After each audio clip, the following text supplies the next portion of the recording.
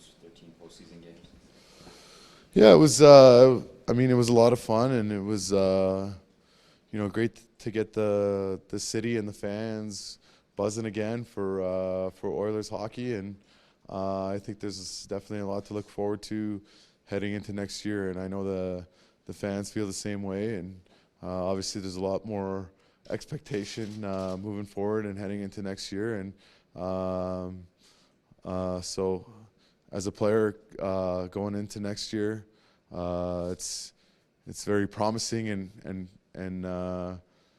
to come to a situation like this where your group can have success. So it's definitely a lot to look forward to heading into the summer and coming into next season. What do you think that does for a lot of the young guys that have gone through this for the first time? They've got a taste of it, and like you said, I mean, the bar's been raised. Yeah, it's great, and it's great to see the young guys raise their level of play, and I know for a lot of them, it's definitely a good feeling, even though it sucks that we lost the last series, but it's definitely a good feeling to be playing into May. So the one thing though is heading into next year is with the expectations being raised, not just here by the fans and the media and ourselves.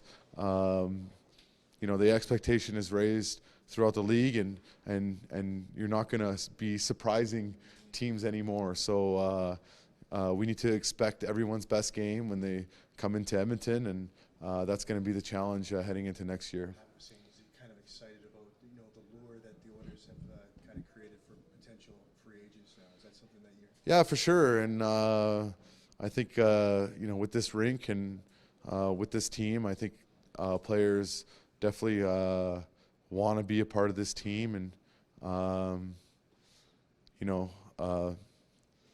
I think there's a lot of promise heading into the future, and it's like I said, it's a lot to look forward to heading into next year. In your eyes, what does this team need to do to get to that next level? Like, you've been there, you know what those teams are built of. What's it going to take? Just it's just being prepared and raising your level, and I think a lot of guys learned a lot of lessons this year, and not just in the season and in the playoffs. Knowing how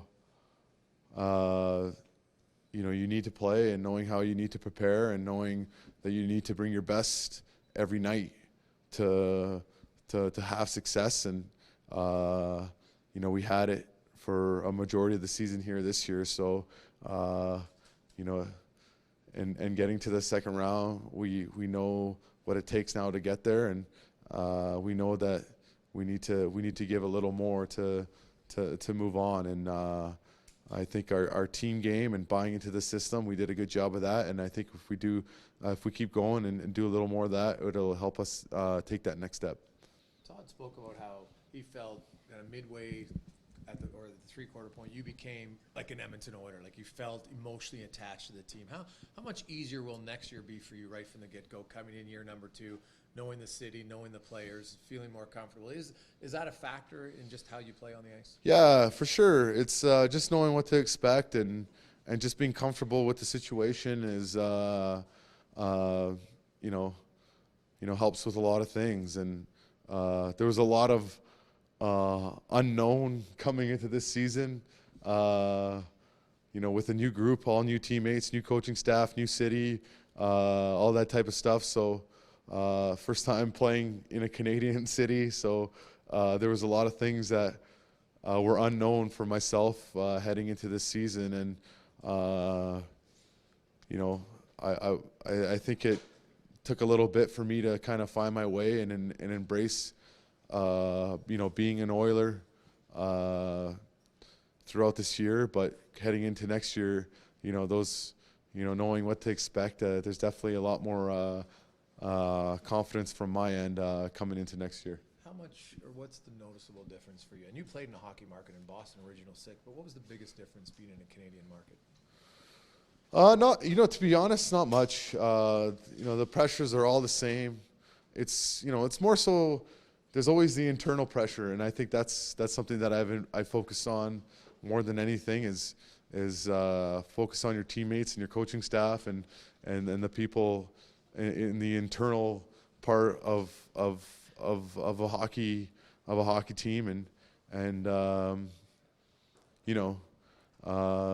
obviously being in Edmonton where we're the biggest show in town, it's a little different, coming from a place like Boston where there's 3 other teams and they're all doing so well. Sometimes you can fly under the radar a little bit, where here you don't really fly under the radar. But I think that's a good thing. I think it's good to have that pressure, and I think it's good to have that accountability from the fans and from the city. And I think that's what will help us, play for them and keep moving on and keep moving forward. All right.